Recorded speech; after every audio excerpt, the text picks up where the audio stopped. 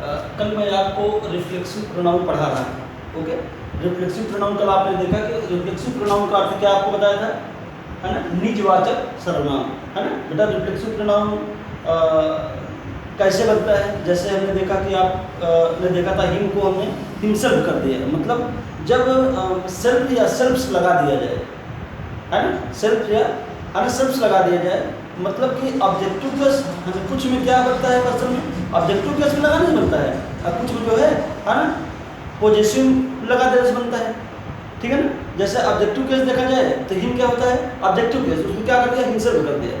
लेकिन अगर देखा जाए तो योर जो है क्या है, योर आपका क्या है, हाँ ये पॉजिटिव है। अब पॉजिटिव में हमने क्या कर दिया, है ना, सेल्फ्स लगा दिया, सेल्फ लगा दिया, ठीक है ना। तो आप आज हम देखेंगे रूल नंबर 2 की बात करते हैं, ठीक है।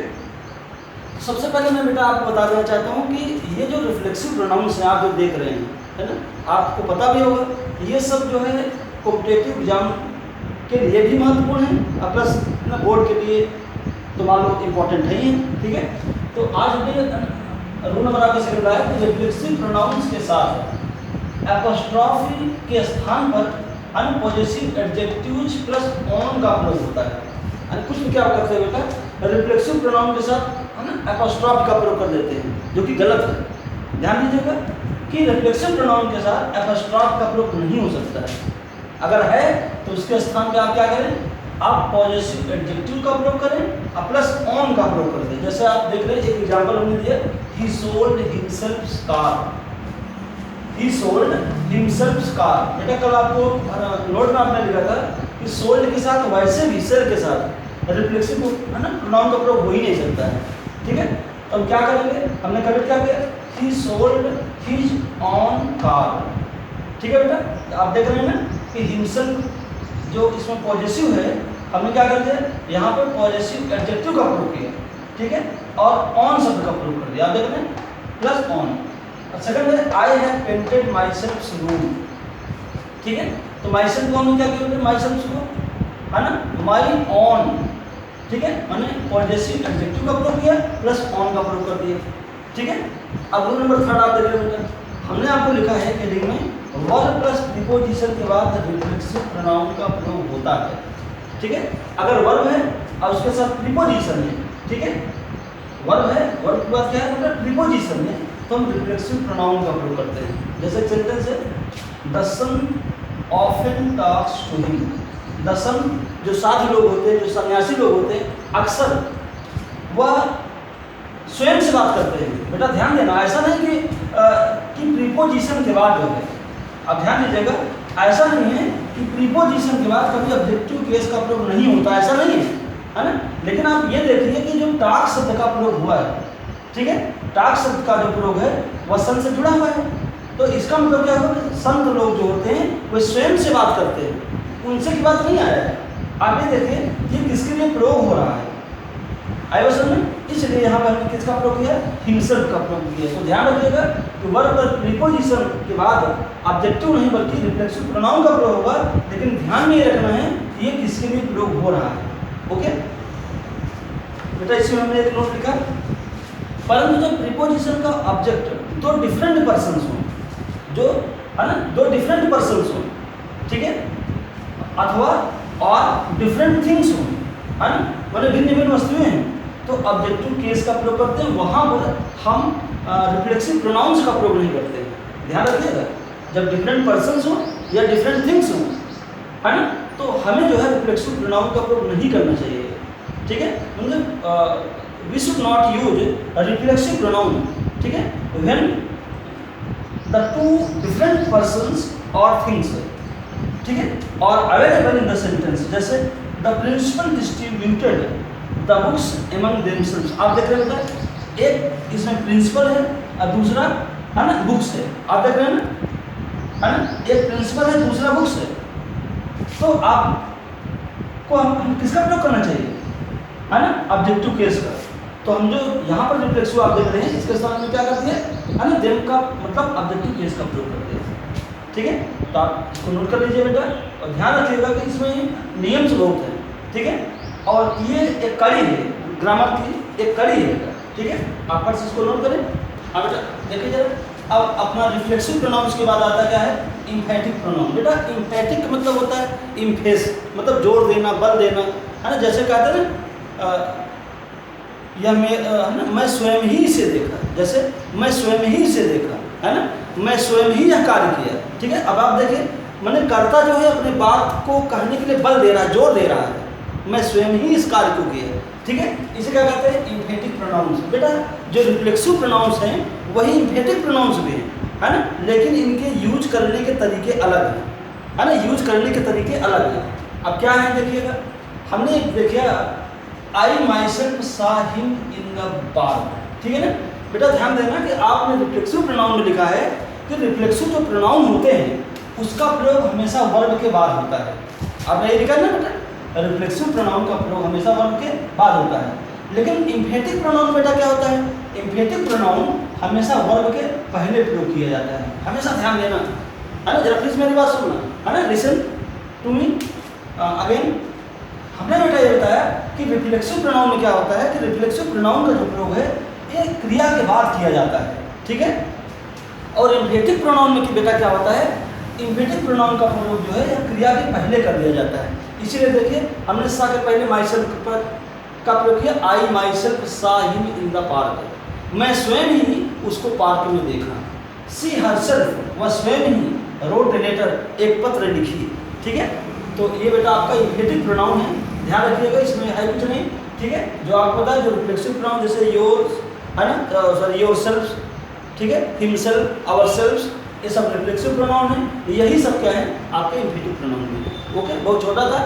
अब आगे आता है बेटा आपका इंडिफिनिट प्रोनाउंस है। इंडिफिनिट प्रोनाउंस बेटा आपको जैसे एनीबॉडी है, समबॉडी है ना, एवरीबॉडी है, सम है, नन है, एनीवन है। ठीक है, ये सभी चीज़ सॉरी एवरीथिंग से, नथिंग है ना, नथिंग्स है। मतलब कुछ चीज़ें होती हैं जो वस्तु को इंगित करती हैं, कुछ चीज़ें होती हैं जो व्यक्ति को इंगित करती हैं। तो हमने यहाँ पर लिखा है जो व्यक्तियों या वस्तुओं की संख्या अथवा अन्य परिमाण का निश्चित बोध न कराए। कितने लोग हैं, कौन से लोग हैं, इसका कोई पता नहीं है, तब हम इंडिफिनिट प्रोनाउंस का प्रयोग करते हैं। चलिए देखते हैं इंडिफिनिट प्रोनाउंस कैसे प्रयोग होता है।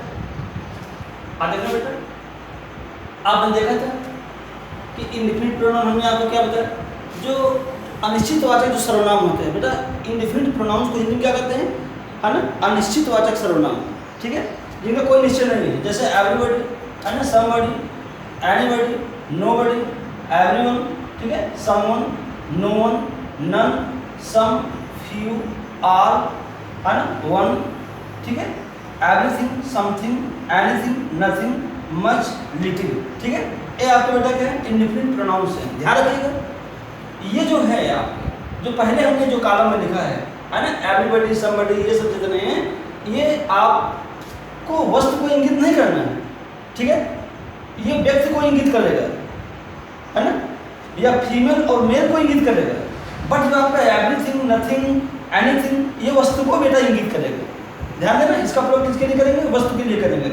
इसका प्रयोग किसके लिए बेटा करेंगे, व्यक्ति के लिए करेंगे। ठीक है, अब देखिएगा, है ना, पॉजेसिव का हमने प्रयोग जो किया, है ना, जब मान लीजिए अगर जेंडर आपको पता नहीं है, ध्यान रखिएगा मैं जो बता रहा हूँ बेटा, ये जेंडर आपको पता नहीं है, या फीमेल है, ठीक है, या मेल है, अगर नहीं पता है तो ऐसी स्थिति में आपको जो पॉजेसिव है वो आपको हिज का प्रयोग करना पड़ेगा। ध्यान रखिएगा, हिज का प्रयोग करना पड़ेगा जब आपको पता नहीं है तब। यदि आपको ज्ञान है या फीमेल है, ठीक है, तब आप पॉजेसिव हर का प्रयोग करेंगे। ओके, अगर ज्ञान नहीं है तो आप क्या करेंगे, हिज का प्रयोग करेंगे। यदि ज्ञान है तो आप क्या करेंगे, हर का प्रयोग करेंगे। ओके, अब देखो रिफ्लेक्सिव में क्या करते हैं बेटा, अब हमने यहाँ पे लिखा है जेंडर का ज्ञान ना होने पर, अगर नहीं पता है ना, तो हिमसेल्फ का प्रयोग करेंगे। अगर हमको नहीं पता कि फीमेल है कि मेल है तो क्या करेंगे, हिमसेल्फ का प्रयोग करेंगे। परंतु यदि पता हो जाए कि फीमेल है, ठीक है, तो हम किसका प्रयोग करेंगे बेटा, हरसेल्फ का। ओके,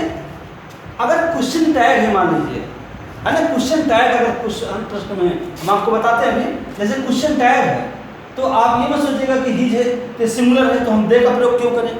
ठीक है, तो क्वेश्चन टैग के लिए हमेशा आप किसका प्रयोग करेंगे बेटा, दे का प्रयोग करेंगे। हमेशा याद रखिएगा, क्वेश्चन टैग में किसका प्रयोग करेंगे, दे का प्रयोग करेंगे। ओके, अब देखिए हम उस पर आते हैं जो वस्तु को इंगित करता है। ओके, तो अब वस्तु में बेटा जो पॉजेसिव होता है ना, पॉजेसिव जो होता है हम हमेशा इट्स का प्रयोग करेंगे पॉजिटिव में भी। और यहाँ हमने देखा ऑब्जेक्टिव केस अगर बाय द वे आ जाए, ऑब्जेक्टिव केस की जरूरत पड़े तो आप तो जानते हैं कि इसका जो है पॉजिटिव और ऑब्जेक्टिव दोनों ही होता है क्या, इट्स। ओके, और यदि हम रिफ्लेक्सिव प्रोनाउन की बात करते हैं, किसका बेटा, रिफ्लेक्सिव प्रोनाउन का, तो रिफ्लेक्सिव प्रोनाउन में हम इटसेल्फ का प्रयोग करेंगे। किसका प्रयोग करेंगे फिर से बताना बेटा, इटसेल्फ का प्रयोग करेंगे। ओके, अब क्वेश्चन टैग में आप देखें, इसमें हमने देखा प्रयोग किया, ठीक है, और वस्तु में हम किसका प्रयोग करेंगे, इट का प्रयोग कर देंगे। ओके, हम किसका प्रयोग करेंगे बेटा, इट का प्रयोग करेंगे। चलो ठीक है, देखते हैं सेंटेंस एग्जाम्पल हम देखते हैं। Okay, everyone has his on ideas on this subject. बेटा आप देखिए एवरीवन क्या है आपका, ये इंडिफिनिट प्रोनाउन है, ठीक है ना, इंडिफिनिट प्रोनाउन है। अब इससे ये नहीं पता चलता है कि फीमेल है अथवा मेल है, ठीक है, तो हमने यहाँ किसका प्रयोग करते हैं, हिज का प्रयोग करते हैं। अगर बाई द वे है ना इनकरेक्ट वाक्य में यहाँ पर आपका आ जाए हर आ जाए या इट्स आ जाए तो रॉन्ग हो जाएगा, ठीक है ना। तो आपको अगर करेक्ट करने के लिए कहे तो आप इज का प्रयोग करेंगे, है ना। जैसे नेक्स्ट है, I have everyone of the girls in her studies. अब देखो बेटा यहाँ पर गर्ल्स है, इसका मतलब है हमने जिसकी मदद किया, है ना, तो वो कौन थे, वो फीमेल को इंगित है ना, इंगित कर रहा है। किसको बेटा इंगित कर रहा है, फीमेल को इंगित कर रहा है। तो फीमेल के लिए हमने आपको क्या बताया, हम है ना सब्जेक्टिव केस जो है हम सी का प्रयोग करेंगे, ऑब्जेक्टिव केस हर का, और रिफ्लेक्सिव आपका है ना हर्सन का। तो यहाँ पे किसका प्रयोग हो, हर का। अगर बाय द वे यहाँ पर इट्स प्रयोग हो जाता या हिज प्रयोग हो जाता तो रॉन्ग हो जाता। क्यों, क्योंकि यहाँ पर फीमेल को इंगित किया है, ध्यान रखिएगा। नेक्स्ट बेटा, everything has its on limitation. अब देखो बेटा एवरीथिंग है, यह वस्तु को इंगित करता है, नथिंग है, एवरीथिंग है, एनीथिंग है, आपने देखा है, तो ये वस्तु को इंगित करता है। तो यहाँ पर हिज अथवा हर का प्रयोग रॉन्ग है ना, रॉन्ग था, ये गलत था। यहाँ इट्स का प्रयोग राइट है। ओके, नेक्स्ट क्या है, एवरीवन डज हिज वर्क। अब देखो बेटा एवरीवन है, तो यहाँ पर हमने किसका प्रयोग किया, हिज का प्रयोग कर दिया। ओके, यहाँ किसका प्रयोग किया बेटा, हिज का प्रयोग कर दिया, यहाँ हर का प्रयोग रॉन्ग था। अगर अब देखो इसको हमने क्वेश्चन टैग बना दिया बेटा, हमने क्या बनाया, क्वेश्चन टैग बना दिया।